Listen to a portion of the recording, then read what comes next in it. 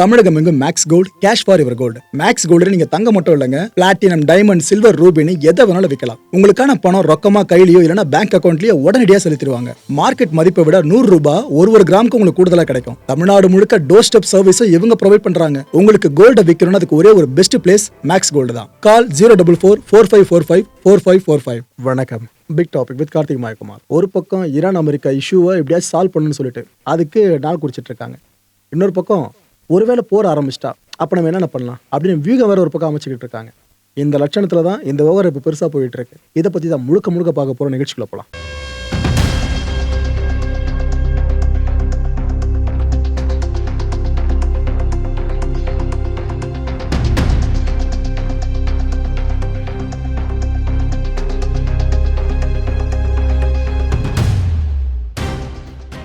ஈரானோட foreign ministry இருக்குல்ல, அந்த ministry இப்போ என்ன சொல்லியிருக்கு, எங்கள் நாட்டோட வெளியுறவுத்துறை அமைச்சர் அப்பாஸும் இந்த ஒமானோட ஃபாரின் மினிஸ்டரான பேட்ரு 2 பேருமே சேர்ந்து ஃபோனில் பேசியிருக்காங்க. அந்த கான்வர்சேஷனோட முடிவு என்னன்னு பார்த்தீங்கன்னா, இது போல் அடுத்த கட்ட பேச்சுவார்த்தையை நாம் எங்கே எப்போ வச்சுக்கலாம் இதை சார்ந்து டிஸ்கஸ் பண்ணியிருக்கிறதா மினிஸ்ட்ரி சொல்லியிருக்கு. மினிஸ்ட்ரி இந்த செய்தியை வெளியிட்ட அடுத்த சில நிமிஷங்கள்லேயே ஈரான் ஊடகங்கள்லேருந்து ஒரு தகவலை கசிய ஆரம்பிச்சது. என்னன்னா, வர 26ஆம் தேதி வாக்கில் ஈரானுக்கு அமெரிக்காவுக்கு இடையில அடுத்த சுற்று பேச்சுவார்த்தை ஜெனீவாவில் நடக்க வாய்ப்பு இருக்கிறதா தகவல் வெளியாக இருக்குங்க. ப்ரோ, நல்ல விஷயம் தானே, அமைதி பேச்சுவார்த்தை நல்லா நடக்குது அப்படின்னு எதிர்பார்த்தீங்கன்னா, இந்த ஒரு நல்ல விஷயம் சொல்லனா கான்டென்ட்ல ஃபுல்லாக ட்ராவல் பண்ணிட்டு அதுக்கப்புறம் இந்த வார்த்தையை சொல்லுங்க, நல்ல விஷயமா இது அப்படின்னு சொல்லிட்டு.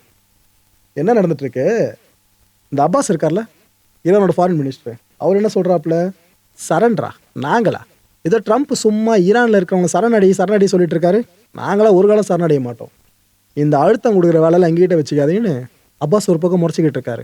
இது இன்னொரு பக்கம் போயிட்டு இருக்கா. இன்னொரு பக்கம் மசூத் பெசஷ்கியான் ஈரானோட அதிபர், அவர் என்ன சொல்றாரு, எந்த பொட்டன்ஷியல் சினாரியோவையும் நாங்கள் எதிர்கொள்ள தயாராக இருக்கோம், சும்மா அமெரிக்கா காட்டுற இந்த பாவலாக்கெல்லாம் நம்ம பயப்பட மாட்டோம், என்னோட பண்ணிக்க சொல்லுங்க அப்படின்னு அவர் ஒரு பக்கம். சரி, இவங்கள விடுங்க.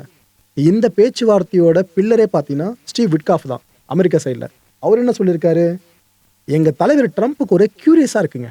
எதுக்குன்னா, இவ்வளோ அழுத்தம் கொடுத்தோம் ஈரான் இன்னும் இந்த என்ரிச் பண்ண நியூக்ளியரை அவங்க கைவிட மாட்டுறாங்களே, அப்படின்னா ஒரு நியூக்ளியர் பாம்பை உருவாக்குறதுக்கு 1 வாரம் மட்டும் தான் டைம் இருக்கா என்ன, ஈரானு இந்த அளவுக்கு தீவிரமாக இருக்காங்கன்னா அப்போ ஏதோ ஒன்று இருக்குது அப்படின்ற கியூரியஸ் எங்களோட தலைவருக்கு அதிகரிச்சிருக்குன்னு அவர் ஒரு பக்கம்.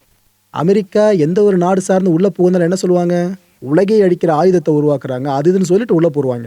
அதுக்கப்புறம் சில வருஷங்களுக்கு தெரிஞ்சிடும் அவங்க நாடகம் போட்டு தான் உள்ளே போயிருக்காங்கன்னு.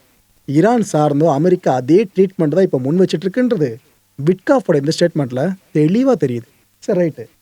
இப்போ வெளியே இருக்க தகவல் எப்படி பார்த்தீங்கன்னா, ஈரானோட சுப்ரீம் லீடர் இருக்கார்ல கமெனி, அவர் தன்னோட சக்ஸஸரை இப்போ தேர்வு பண்ணிட்டாராமா.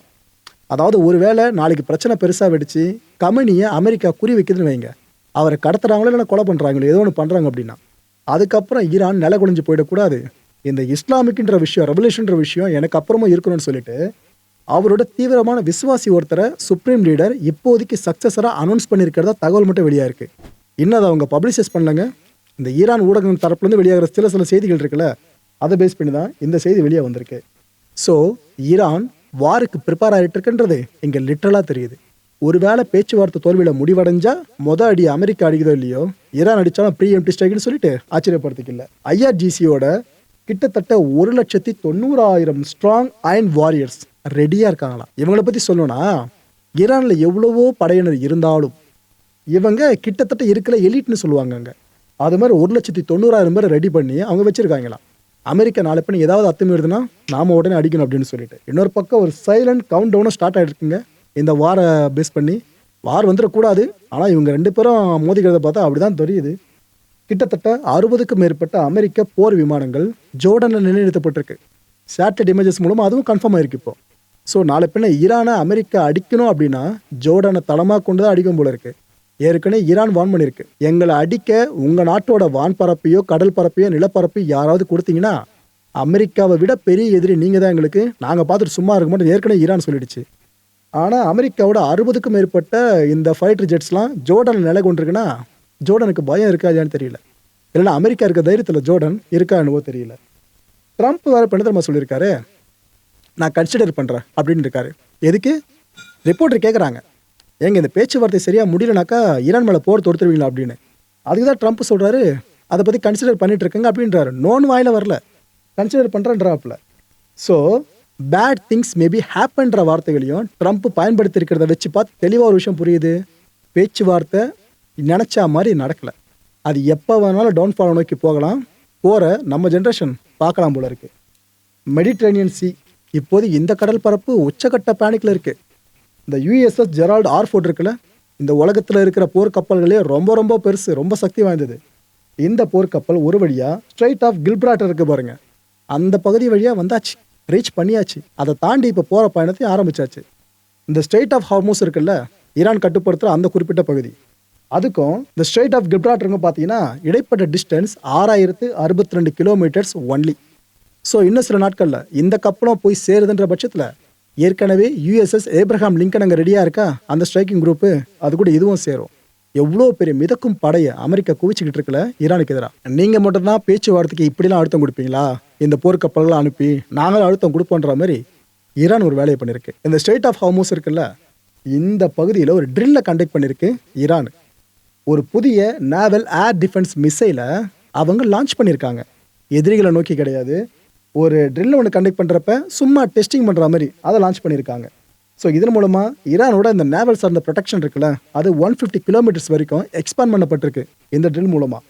இந்த VLSன்னு சொல்லுவாங்க, அதாவது லான்ச் பண்ணுறது பார்த்தீங்கன்னா வெர்டிக்கல் லான்ச் சிஸ்டம், அதாவது செங்குத்தாக இருக்கும், அதுலேருந்து அந்த மிசைல் அப்படி லான்ச் ஆகும் வெளியே. புரியுதா? இது போல் சிஸ்டம் பேஸ் பண்ணி தான் இதை உருவாக்கியிருக்காங்க.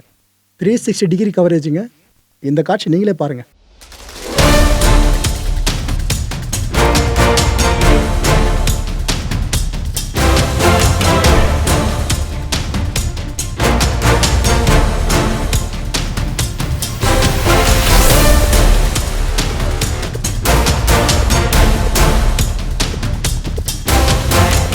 இவ்வளோ நேரம் ஆகா ஓகன்னு சொல்லிட்டு இருந்த பாருங்க, அது இதுதான் சையத் 3G. ஆக்சுவலாக டிசைன் பண்ணப்பட்டிருக்கிறதே பார்த்தீங்கன்னா மல்டிபிள் ஏரியல் த்ரெட்ஸ் இருக்குல்ல, அதான் வானில் தர பல த்ரெட்ஸு அச்சுறுத்தல்கள், அதை சமாளிக்க தான். குறிப்பாக வார் பிளேன்ஸு, இது இல்லாமல் இந்த மேரிடைம் பேட்ரோல் ஏர்கிராஃப்ட், இதையும் தாண்டி இந்த UAVஸ்ன்னு சொல்லுவோம் பாருங்கள், high altitude unmanned aerial vehicles, இது எல்லாத்தையும் அடித்து காலி பண்ணுற திறன் இந்த வெப்பனுக்கு இருக்குது. இதைத்தான் ஈரான் இப்போ டெஸ்ட் பண்ணியிருக்காங்க. ஈரானோட கரண்ட் ப்ரொடக்ஷன் என்ன தெரியுமா? இந்த பேலிஸ்டிக் மிசைல் சார்ந்து ஒரு மாதத்துக்கு மினிமம் 100 பேலிஸ்டிக் மிசைல்ஸை உருவாக்குறாங்களாம். இதை யாரோ கொடுத்த ரிப்போர்ட் கிடையாது, இஸ்ரேலில் ஒத்துக்கிட்ட ரிப்போர்ட்டு. அதாவது இஸ்ரேல் கேட்டுட்டு இருக்கிறது அமெரிக்கா கிட்ட, இது போல் நீங்கள் ஈரானோட நியூக்ளியர் மட்டும் டார்கெட் பண்ணுறீங்க, கூடவே சேர்த்து இந்த மிசைல்ஸ் அவங்க நிறைய ப்ரொடியூஸ் பண்ணுறாங்கல்ல, அது சார்ந்த எதனா கண்டிஷன் போடுங்க. அவங்க தொல்லை தாங்க முடியல, எதனா பிரச்சனை உடனே மிசைல்ஸ் லான்ச் பண்ணினா நாங்கள் கஷ்டப்பட வேண்டியதாக இருக்குன்னு நெத்தன்யாகு ட்ரம்ப்போட காது கடிச்சிட்டு இருக்காரு. அது காரணம் இதுதான். இந்த அளவுக்கு ஒரு மாதத்துக்கு 100 பேலிஸ்டிக் மிசைலை ஈரான் உருவாக்கிட்டு இருக்கிறது. இஸ்ரேல் இந்த அளவுக்கு பேனிக் ஆகி அமெரிக்கா கிட்ட கேட்கறதுக்கான காரணமாகவும் இதுதான் பார்க்கப்பட்டு இருக்கு.